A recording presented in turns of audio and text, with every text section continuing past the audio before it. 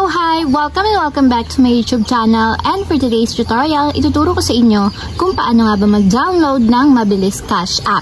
But first, can you subscribe to my channel and don't forget to hit the subscribe button and the bell to notify you for my new updates. And if you want to learn more, just keep on watching and let's start. So ayan guys, for today's video, para makapag-download tayo ng Mabilis Cash app, meron tayong two ways para makapag-download. So, para sa mga Android users, pwede nating i-download sa Google Play Store. And para naman sa mga iOS phone, pwede naman nating i-download sa ating App Store. So, ayan, i-open ko na yung aking Google Play Store.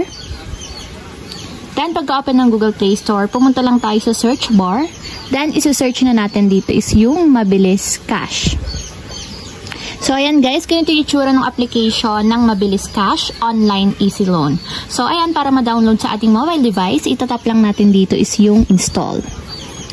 And kung makikita nyo naman guys, mataas din yung ratings niya. Meron siyang 4.6 ratings, 19 yung kanyang megabyte size, and then meron siyang 1 million downloads. So, ayan guys, wait lang natin hanggang sa matapos ma-install sa ating mobile device. Then, after ma-install sa ating mobile device, itap na natin yung open para directly mapunta tayo sa pinakang application. So, ayan guys, itatap lang natin dito yung next. So, agree and continue lang natin. So, i-allow lang nating ma-access. So, allow lang. And ayan guys, bago tayo maka-access or makapag-loan sa Mabilis Cash, kailangan muna is mag-register tayo or gumawa tayo ng account sa kanila.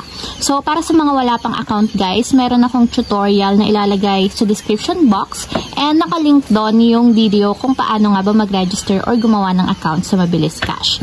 So, ayun lang guys, ganun lang kasimple kung paano nga ba mag-download ng Mabilis Cash app.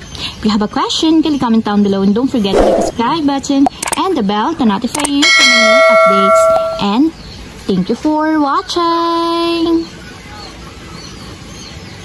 Living life every day, late at night, not okay.